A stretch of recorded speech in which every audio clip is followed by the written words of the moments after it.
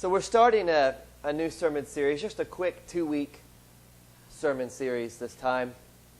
Jesus was really good about using everyday, common things you would find just in your everyday life to teach us about faith. And one of the things that he used was a rock, was the idea of rock and stone. So we're going to spend the next 2 weeks, today and next week, talking about what stones and the way Jesus used them can teach us about faith. And I think that this story that we read today in the Gospel of John might just be one of the most awkward stories in Scripture.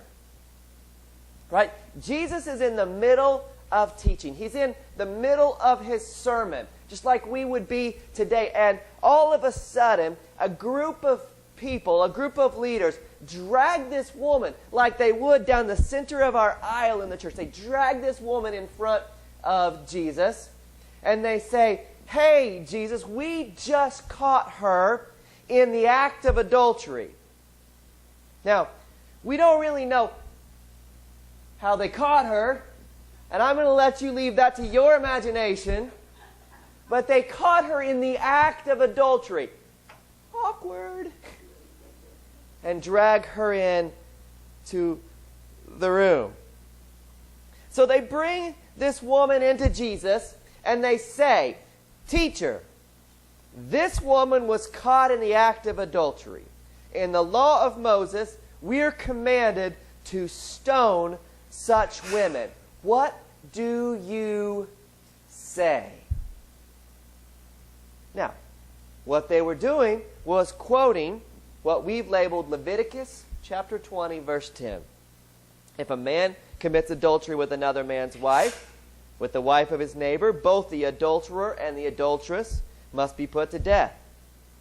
See, people had the law-filled right to stone them. This isn't the only place where people were stoned for doing wrong. It's not like they were pulling some obscure passage buried in the book of Leviticus out.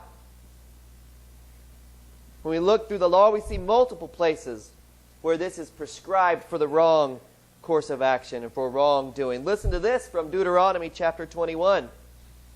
If someone has a stubborn and rebellious son who will not obey his father and mother, who does not heed them when they discipline him, then his father and his mother shall take hold of him, bring him out to the elders of his town, to the gate of that place, and they shall say to the elders of this town, "Our son of ours is stubborn and rebellious. He won't obey us. He's a glutton and a drunkard." Then all the men of the town shall stone him to death. I think maybe I'll get this printed up and hang it on my wall of my house.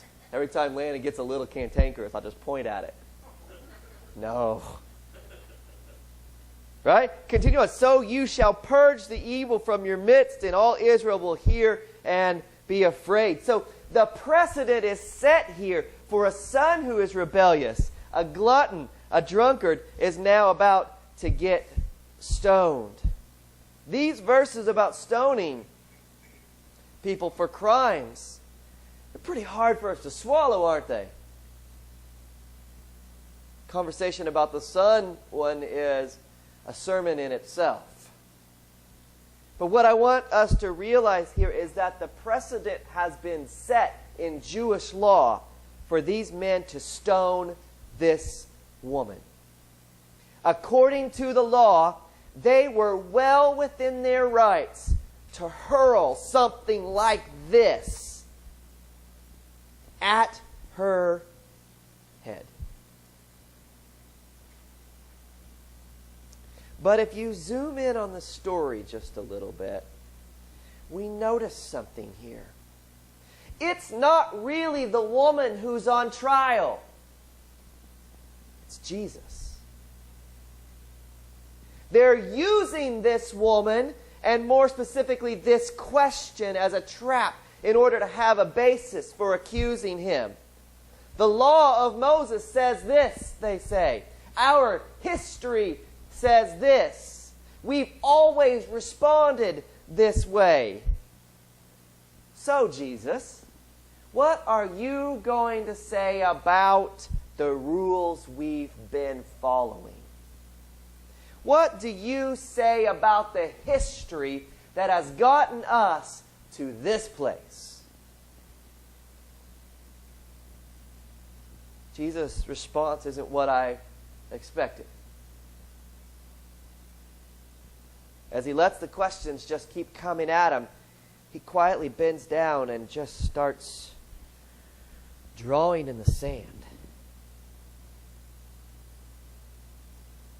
I wonder what he's writing. I wonder if he was the first one to do one of those really cool sand arts that you see people do, where he tells a story. Maybe he drew a picture of his parable of the prodigal son. We don't really know. Sometimes the best response we can have is to not say anything at all. I think Bambi's mom taught us that, right? If you can't say anything nice, don't say anything at all. Thumper's mom, you're right, it was Thumper's mom, thank you. Instead of offering some quick, off-the-hip response, Jesus instead starts to write on the ground with his finger.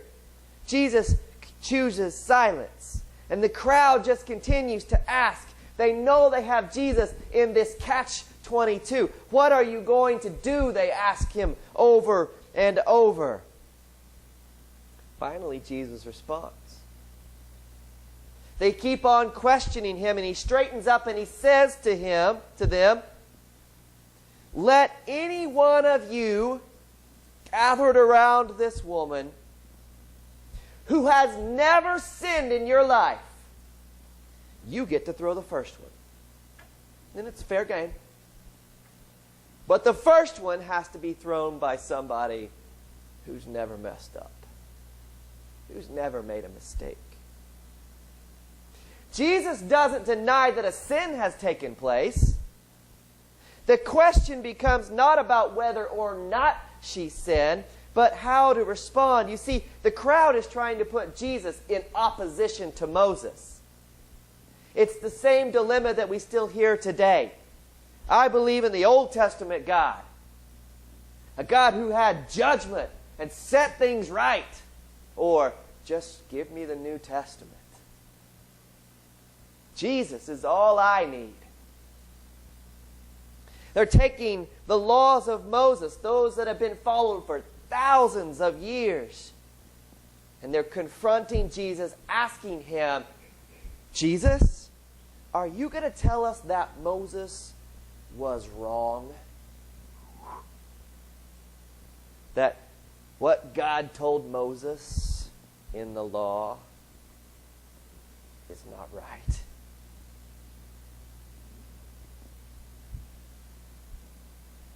After they say this, again, Jesus begins to write in the sand on the ground.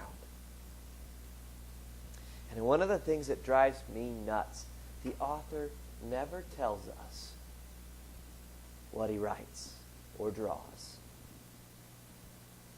Twice he went to drawing in the sand, but we have no clue if he drew a little happy face, squiggly lines, word, a little water scene, maybe a puppy. Maybe he just doodled like we do when we're on the phone. We have no idea what he's drawing. And yet his response was just to write on the ground. You'd think that if it's important enough to tell us that he wrote on the ground, it might just be important enough to tell us what he was writing. But we don't get that information. Maybe it's not what he was writing, but just the act of writing itself.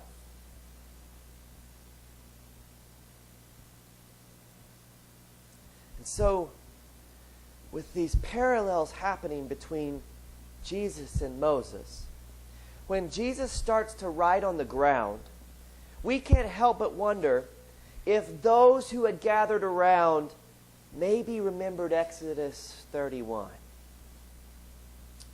which says, when the Lord finished speaking to Moses on Mount Sinai, he gave him the 2 tablets of the testimony, the tablets of stone inscribed by the finger of God. And with those thoughts running through the crowd's head, our reading says again, he stooped down and wrote on the ground. At this, those who heard began to go away, one at a time, the older ones first, until only Jesus was left with the woman standing there. Don't you wonder what happened that second time that they didn't get the first time? Jesus pulls this off to the point where he has silenced the crowd, to the point where they have no words, nothing to say. They're speechless, and one by one they just walk away. A group that just minutes before were holding stones ready to kill this lady, to make a point to Jesus, walk away, stones falling out of their hands. And the woman begins to look around. And not just the people are silent. The stones are silent as they just sit there on the ground.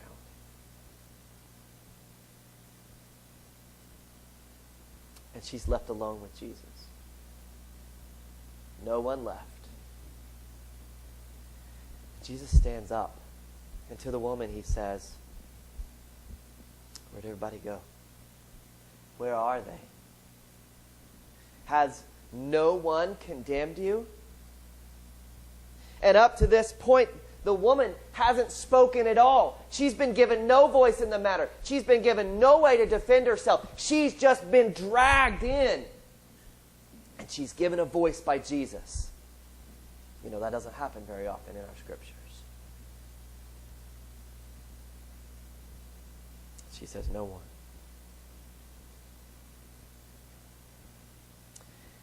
He says, "Neither do I condemn you." Neither do I condemn you. Go and sin no more. No more. He's not ignoring what she did. Jesus gives this woman a voice who never had a voice. He loved her where she was, and he offered her a life that was better than it ever was. He offers her forgiveness. He offers her life back. What an amazing moment. Jesus set up a woman called out for an affair, stones of death bouncing in the hands of those filled with hate. And Jesus, not with some great convincing speech, not by pulling off some amazing miracle, but through a few words and a little drawing in the sand, transforms not only an angry crowd, but a woman who just minutes ago had a history that said she was never going to be anything other than a failure. Jesus rewrote her history in the sound of falling rocks. From chaos to quiet. From fear to peace. From her lowest moment to her highest. From unforgivable to forgiven. From death to life. Her faults and sins and worst decisions didn't have to determine how the rest of her life was gonna go. And it doesn't yours either. Because the truth is, every one of us in here have made some pretty stupid decisions. We've gotten selfish at times. We've been caught up in the moment. We've done something that has hurt others and ourselves. And even though we're mostly lucky, there's no big crowd holding stones around us when we made that mistake. There's no big crowd telling the world what we've done. But these decisions and actions hold us back. They haunt us in ways that we can never move beyond. The actions of our past, our history, has already written the story of our lives. Yet, if we'll look closely, maybe not eye to eye, but closer to the ground, we too will find the one who's here not just to save us from the world, but maybe from ourselves. You see, we talk a lot in the church about not judging others. We practice that. We remind ourselves all the time, I'm not that person's judge. That's only God's job, to judge what that person has done. But sometimes I think the people who throw the biggest rocks at us are ourselves.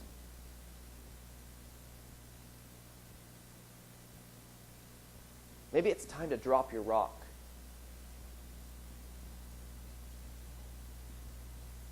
Maybe it's time to let grace rule your life instead of your past. I should haves, or I shouldn't haves. It's not that we ignore sin or that we continue to sin as much as we want, but it's more that God's grace and mercy and forgiveness rule over even the biggest mistake that we ever have made in our life. Where are they? Jesus asks. Neither do I condemn you, he says. Go, take your life back, your hope back, your story back, and live as a person whose life story has been rewritten with words like love and forgiveness and hope and potential and possibility. You see, thousands of years ago, Jesus did something for us that changed the history of the world, so that nobody else would hurl stones at our heads. Jesus allowed himself to climb on a cross. That's no small thing, guys. The night before he did that, he met with his disciples.